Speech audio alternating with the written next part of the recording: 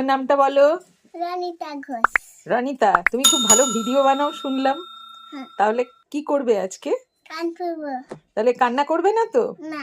কান্না করলে কিন্তু প্রেস্টিজ পাংচার্ড।